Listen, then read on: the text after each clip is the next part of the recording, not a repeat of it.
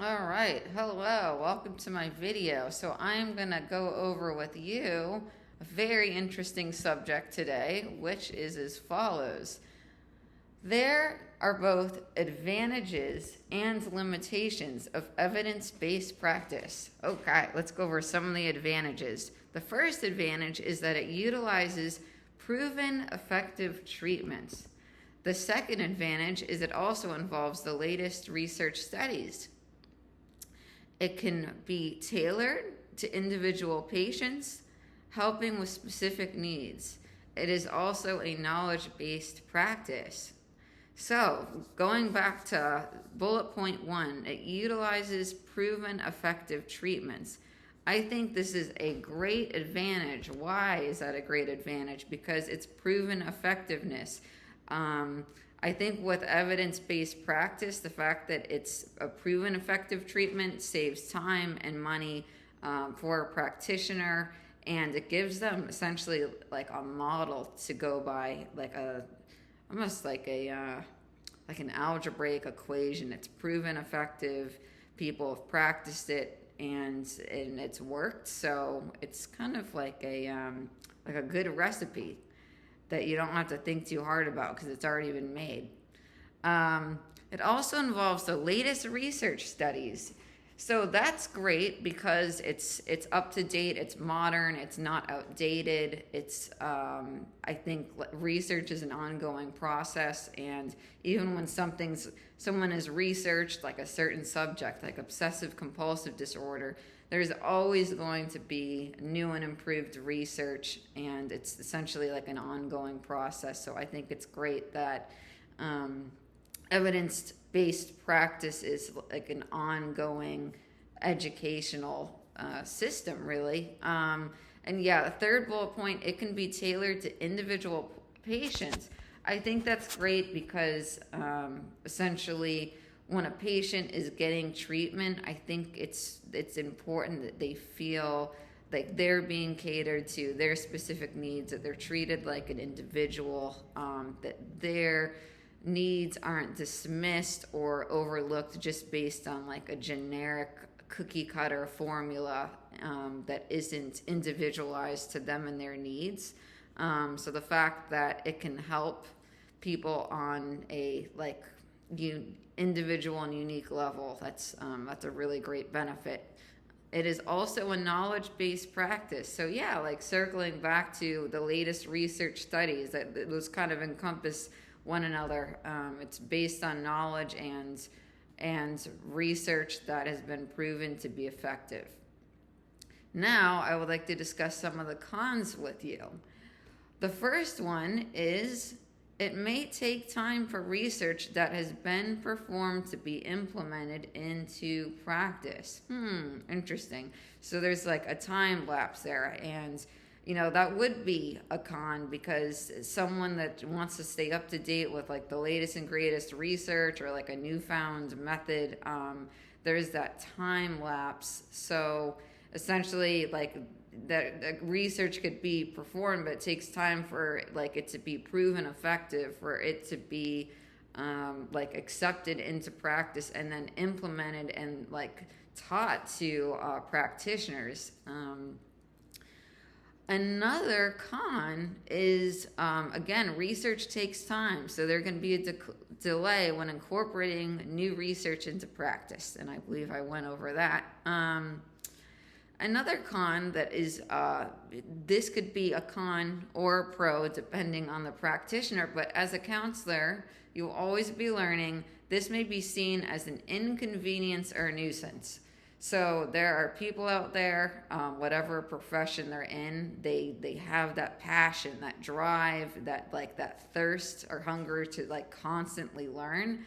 With some practitioners, that's great. Like they want to stay on board, they want to continue to formulate research or read about research and keep themselves up to date with the latest trends and methods of counseling. But this, for some counselors, could be a major nuisance. For one, that's a lot of like your personal time. So some counselors may think, well, the time I spent with this continuing education, like I could be at home eating dinner, or I could be working.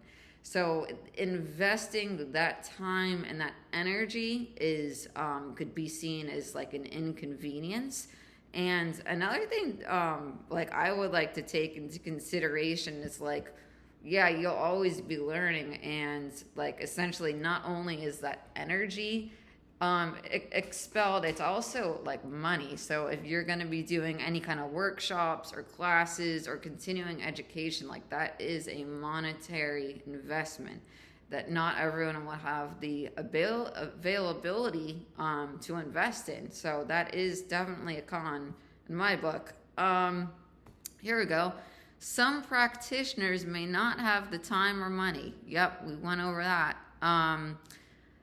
Another potential con is that it is a widely used model, so it may overlook a patient's preferences. Okay, that makes sense. So I like to think of it almost as like a prefabricated house that you can buy at Lowe's, and anyone can go to Lowe's and look at the brochure and buy this $80,000 prefabricated house. Now, for a majority of the population, that's fantastic. However, there may be patients that do not want the prefabricated house. They want something custom tailored to them that is well suited to their needs, and they just do not want like the generic formulated cookie cutter recipe. They want something a little more, I would say, unique to them and their needs. I believe evidence-based practice is appealing to managed care systems for the following reasons. So this is a new subject. Essentially, I'm going to go over why an evidence-based practice would be considered appealing to a managed care system. When I think of a managed care system, I think of major institutions like a hospital or like a school, something that wants to have like a proven strategy and proven formula and a regimented way of doing things. So there's a lot of advantages with evidence-based practice, and I think it definitely is in congruence with a managed care system.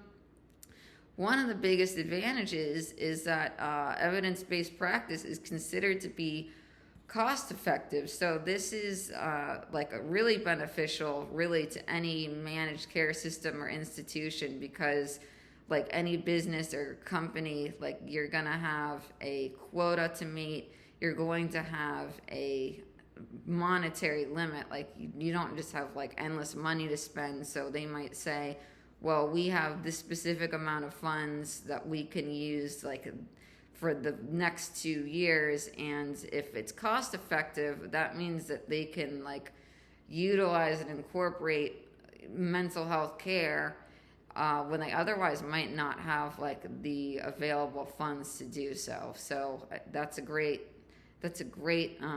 advantage and could be considered very appealing.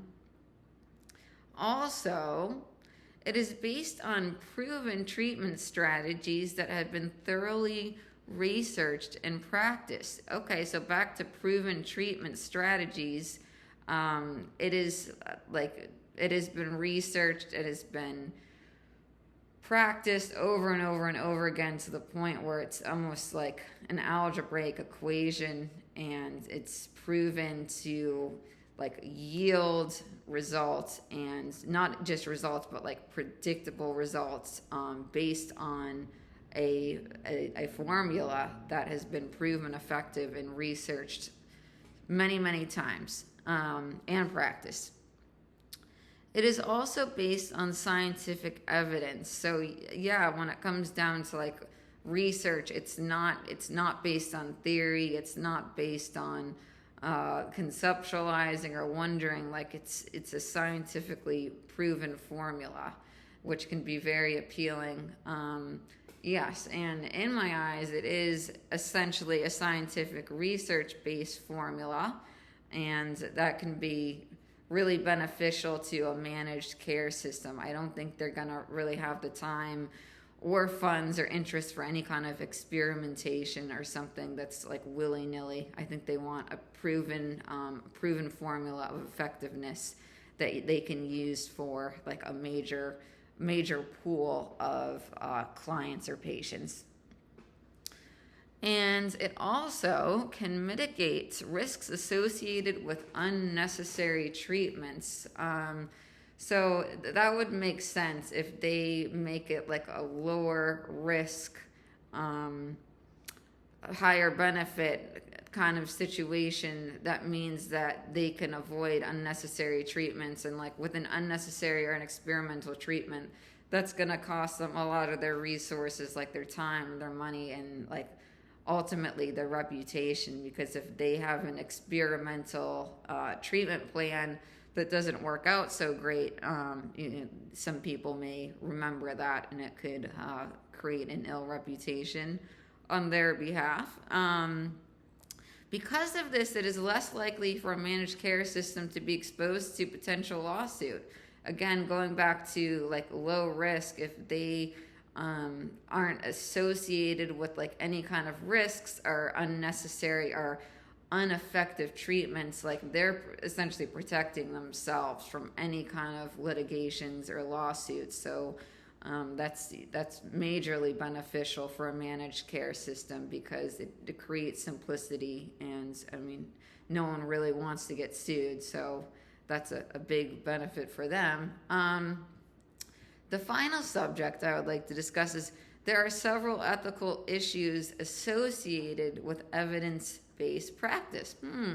So what are those ethical issues? The first ethical issue could be consent of a research subject during a trial. So consent is numero uno, like that's really important, and you want to make sure that any like research subject that you're gonna involve in a research study has consent, and that you've received their consent. And also, branching off consent, there could be a breach of privacy. So I could think of an example of as follows: like a patient or like a research subject could be getting like face-to-face, one-on-one treatment, or they could be in a research study and they could be getting like visually recorded, like there could be a camera in the room that they don't know about, or they could be getting verbally recorded. And if they didn't A, consent to that, and B, have no awareness or knowledge that they are being recorded, that is definitely a breach of privacy. I think if you are going to research a subject, they have the right to know exactly what kind of research is going to be implemented, the environment they're going to be in, the circumstances they'll be in, and how their data is going to be recorded or monitored, and where is that data going to go. So privacy also comes down to consent. You need to be transparent, and that's a major ethical issue if there is a breach of privacy or a breach of consent. And then finally, along with that consent, there needs to be confidentiality. So that could be an ethical issue, because if like that information or that data that like a researcher is obtained like doesn't keep that secured and private, that could be definitely a breach of confidentiality, and for sure an ethical issue that could reap bad outcomes. So circling back, that really sums it up based on the advantages and limitations of evidence-based evidence-based practice. And then we also went over how I believe evidence-based practice is appealing to managed care systems, and then finally the ethical issues associated with evidence-based practice. So that is all for today. I hope you have a great evening.